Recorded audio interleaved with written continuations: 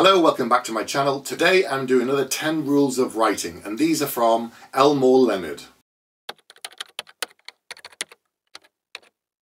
For those of you who don't know, Elmore Leonard passed away recently in 2013. Actually saying that, it's actually 10 years ago now. But he's written the Raylan Givens books, which you might know from the Justified TV series from Timothy Oliphant. He also wrote books that things like Get Shorty, which was then made into a film, and Jackie Brown originally. The book was Rum Punch, and then Tarantino went on to make it into a film as well. He's written dozens of novels, hundreds of short stories over the years, and he has some very interesting ideas about rules for writing that I'm going to go through today. The first rule is never open a book with weather. If it's only to create atmosphere and not a character's reaction to the weather, you don't want to go on too long. The reader is likely to leaf ahead looking for people, but there are exceptions. And I get that. I think that opening a book with weather feels like a bit of a trope. You're trying to set the mood, you're trying to set the tone by saying something like, it was a dark and stormy night, in order to suggest that there's danger going on, or there's something happening, or the mood of the character is upset, or there's all these other things. But using the weather has become a bit of a cliche because I think it's been used so many times. If it opens in another way, let's say your character is wandering through the forest at night and it's pouring with rain and therefore they can't see anything, and you're talking about the character saying they're struggling to see the path ahead, that's fine. But just sort of saying, it was a dark and stormy night and it was very, very gloomy and it was very kind of disturbing and eerie, and here's our character walking along the path, what could happen to them? I wonder. That kind of setup feels a bit artificial. I think when you're starting a brand new book, any reader, first page, yeah, it is critical, and the first chapter is critical, but it doesn't have to be line one, something amazing happens and therefore you're off to the races. Some books are built on that. That's their style, that's their premise, that's their structure. Others, we need to know what's going on. We need to know where we are. We need to know who the character is, what's their point of view. Are we first or third person? What is happening? What kind of story are we starting with? So the weather can be something that just feels a little bit too samey if it's been done like 1,000 times. It just becomes a stereotype that is used too often that I would probably avoid unless it's critical. Okay, the second rule by Elmore Leonard is avoid prologues. They can be annoying, especially a prologue following introduction that comes after a foreword. I understand what he's saying here, that if you have all of these things setting up things in the book and you never actually get to the story, it takes so long to get there, it can feel like it really slows the book down. He said, you know, a prologue in a novel is backstory, in which case you can drop that anywhere. Unless it's really critical, he thinks you shouldn't have one. I think a prologue for an introduction and a foreword, you know, is quite a lot. Most people just open a book and start reading. Some people skip the dedications. If there's a map, in fantasy in particular, a lot of people don't even look at it. It's only once they get into the book, they might, if they don't understand how a person gets from point A to point B, they'll then be like, oh, I'll go back and look at the book and look at the map. But a lot of people don't do that. They want to open it, page one, get into the story. So a prologue can feel like setup. It can feel like it slows the book down. And as I've said, not everything has to be pace, pace, pace. But these days, you know how easily everyone is distracted by everything. Attention spans are way down. Yes, I love some of the huge fancy books and sci-fi books like the Christopher Rocchio ones that are really meaty, heavy reads and really exciting and really interesting. And they're, you know, 600, 700, 800 pages.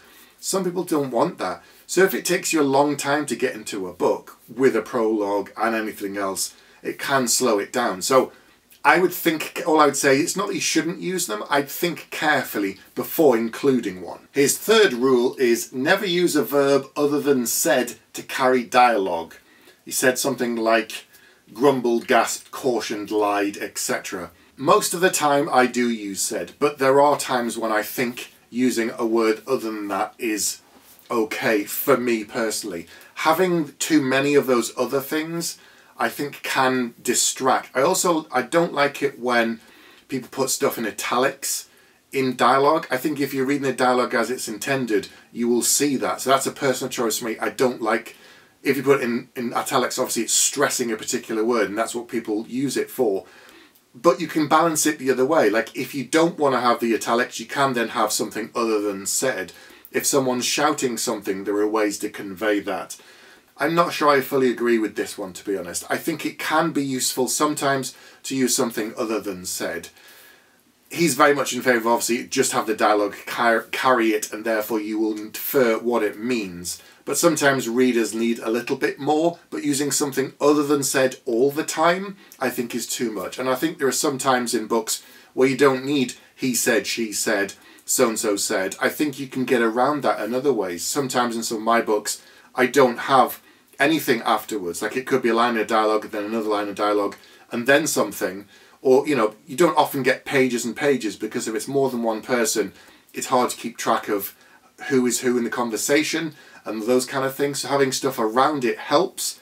Having said helps, and the name of the person and so on. But I don't know, I think it's one of the things you have to work through on yourself. But if you're always searching for something other than said, and you're thinking, what can I insert this time? That's when you shouldn't do it. Just stick with said. And so the fourth rule connected to this one is never use an adverb to modify the verb said. Something like, he admonished gravely. He said, you know, the writer is now exposing himself or herself using a word that distracts and can interrupt the rhythm of the exchange. Elmore Leonard's books are very, very punchy and lean, and the prose is very, very stylised, as is the dialogue. So having something else in there would distract from it, and it depends upon the kind of writer you are.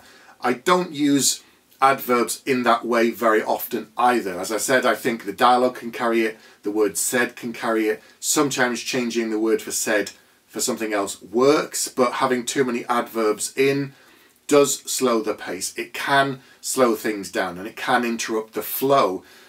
The best way to do it is to, when you've got dialogue and you're not sure of these kind of things, read it out aloud. Read the conversation aloud and see how it flows to your ear. It'll help you put the commas in, it'll help you find the breaks and the full stops in interesting places sometimes. It'll help you find the beats and the rhythm of how you want your characters to be speaking. And I think that's quite a good guide. The fifth rule is keep your exclamation points under control. He says, you're allowed no more than 2 or 3 per 100,000 words of prose. I think that is fair most of the time.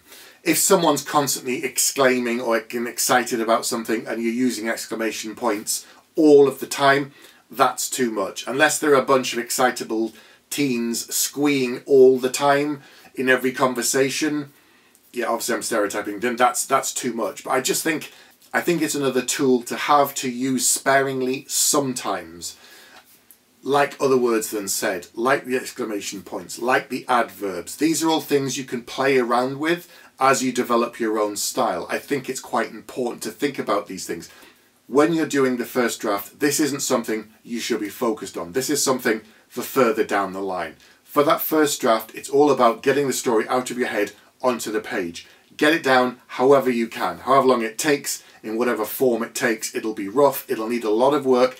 That is fine. You shouldn't be worrying about punctuation, grammar, exclamation points and adverbs on your first draft. You just get it down, get it all down. These are things you would look at later when you start editing the book. And even if you're self-published, you'll be working with an editor and then a proofreader. A proofreader will be looking at punctuation and grammar. So the exclamation points, they might come and say, there's an awful lot of them, or you've used this word many, many times. Perhaps you could change it for something else. So these things you should think about, but later in the process. His sixth rule is never use the words suddenly or all hell broke loose. He says this rule doesn't require an explanation. Okay, I think he means if something happens all of a sudden, then you just write the thing happening, and the character's being interrupted, they will respond accordingly. Saying suddenly interrupts the flow, and it's stating the obvious if something is going on that is unexpected. All hell breaks loose is obviously an overused phrase, and there again, I would use it really sparingly. If you want to use it, if it's really important and it's vital to the plot, go for it, but don't use it more than once, and be very, very careful with how you use it. And suddenly, there again, I think one of my sins is I use so, especially in conversation, and especially when I'm writing certain things, I'll say, and then. I don't always need to have that. It could just be starting with the thing. And this is another one of those things saying, suddenly this happens. It could just be a gunshot a gun goes off. You don't say suddenly a gun goes off, because you don't need to set it up. You just say the gun has gone off, and then people react accordingly. It's kind of a primer. It's setting people up to know what's coming by saying suddenly. This next rule is around dialogue, and it can refer to fantasy as well as just more or contemporary fiction. And the seventh rule is use regional dialects, patois, something like that, sparingly, because once you start spelling words in dialogue phonetically and loading them with apostrophes, you won't be able to stop. And that's true. Most people, when they're reading books, obviously are hearing the voices and the characters in their heads, and some characters will have a different style of speaking to others. If you start bringing in all of these things, it can start to feel difficult, it can start to feel repetitive, and it can start to feel like a stereotype. I read a book a long time ago, and I never finished the book and never went to read the rest of his, because every time there was an English character, the character would say something like, well, my dear, and that was like the stock phrase for the English person. When it was an Italian character, they had a stock phrase. They'd basically kind of gone through like the phrase book or of the assumptions of what this is how an English person talks, this is how a so-and-so talks, this is the phrase they would say. Now, I'm not kidding, they actually had an Italian character say Mamma Mia 3 times within about 1 chapter. At that point I was like, this is horrendous, this is just horrific. And it's the same with dialogue. You can change the style of dialogue between characters and the way they speak to make them differentiate one from another. Think about some of your favourite characters from a TV show, a film, anime, whatever it might be. An easy one to think about is, think about Star Wars and Yoda, the way that he talks. Now, it's not to do with apostrophes and it's not patois. The words are in a different order. The way he talks, it's the structure of how he talks, that if you put Yoda's dialogue next to someone else, you'd always be able to pick out Yoda's dialogue. And that's not to do with the accent and therefore putting apostrophes in and spelling words phonetically. So think about it like that. The 8th rule is avoid detailed descriptions of characters. Now, I'm 50-50 on this. Personally, my style is I prefer to give readers a charcoal sketch of a character. I outline certain details, but I don't go to the nth degree unless it's really important, unless there's something specific about their character. Now, it might not be the colour of their hair, the colour of their eyes, their body shape, their height, their weight, unless it is very, very important. So I'll give you an example. In the Judas Blossom, one character has heterochromia, so one of their eyes is blue and one of their eyes is brown. And that's a very important part of that character because people view them in a particular way. It's very uncommon, but also having blue eyes from their background is really unusual. So people pick it out as a detail and say, oh, look at him with the funny eyes, because that's part of the story. If he didn't have that, and it wasn't an important part of the plot, and it wasn't part of the character's structure and how he's perceived by other characters, I wouldn't have mentioned it. Some people do like to give characters very, very detailed descriptions. Book covers can often be distracting in some ways. Some people like to have characters on the front and therefore they can see what they look like. Other people don't want that. They want maybe a character from the back or the side so you can't see their face properly, so that when they read the book they create their own version in their head. And that's what I prefer. Sometimes someone will say, if you were fan casting your books from actors, who would you pick? I'm usually quite reluctant because it kind of nails it down in a way. I've read the Expanse novels and they're fantastic and I love the TV show, but now whenever I read or imagine the character of Christian Avasarala, I will only see the actress Shori Agdashlu in my head. She has a very particular way of talking and swearing, but that's the only person I can see in my head now. I'm not creating anything from my own imagination, I'm seeing a picture of that actress.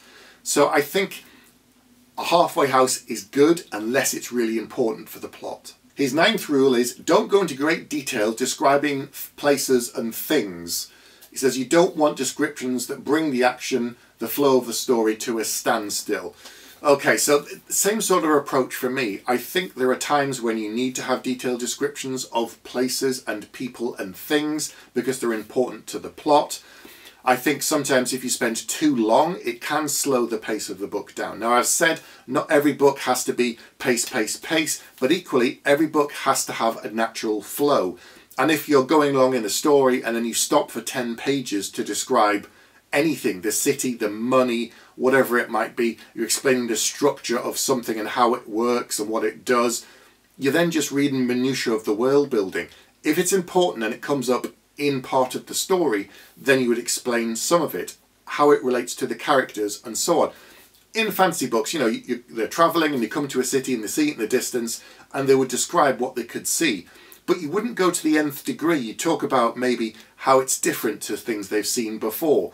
How does it relate in terms of size to what they know? Are there any unusual features? But you wouldn't describe everything to the nth degree, because when the character then goes into the city, they have a different perspective. They're walking through the streets. Is it crowded? Is it empty? Is it noisy? Is it quiet? What does it smell like? What can they hear? All these things feed into the senses. But I think just front-loading tons of information is too much. There's that kind of the iceberg approach, where you're revealing some of the information above the water and there's a whole load of other stuff below in terms of your world building, how you've created it, but you don't just shove it all in the book, because it can just slow something down and slow the pace and the natural rhythm of the book down. His 10th rule is a really good one, and it's something I think every writer probably struggles with, is try to leave out the parts that the reader tends to skip. Think of what you skip when you're reading a novel. Thick paragraphs of prose that can seem to have too many words in them. I think that's kind of tying into, you know, the descriptions and stuff. Not every book just has to be dialogue, dialogue, dialogue, dialogue, a couple lines of description and more dialogue. Then it starts to feel more like a screenplay. I want some world building. I want some interaction. I want the battles and the magic and tell me what this creature looks like. I want some of that. But equally, there are certain times where you think, right, and then it took them 2 weeks to travel from X to Y, and you talk about the travelling thing. If nothing's going to happen in that period, just say, and then they travel to so-and-so, and then you start the next chapter, the next break after a line break, at that place. Unless something really critical happens in those 2 weeks, do we really need to know? Do we need to see it on the page? Can you not just sum it up in a couple of lines instead of detailing it loads of information for the reader? So it's hard to know. It's hard to get the balance right between world building, pace, as ever, character, description. Finding that is something I think every writer struggles with. You're constantly trying to get it right. Is this book too long? Have I slowed something down? Have I missed something out? In which case sometimes you have to put more details back in. I've had editors say, I don't understand why this character's done this thing. And I'm thinking, oh, I've explained it and maybe I've missed a scene out, or maybe I haven't explained their motivation clearly enough. So sometimes you need those extra details in to explain the reason so that the character arcs work properly. But it is difficult to know, well, what should I cut out? So those are 10 more rules. Really interesting. Hopefully they've been useful. Hopefully help you thinking about your own work and the ways that you could improve on your book, on your first draft, and then revisions on later drafts of your book. Okay, that's all I'm going to talk about for today, but I'll be back very soon with another video.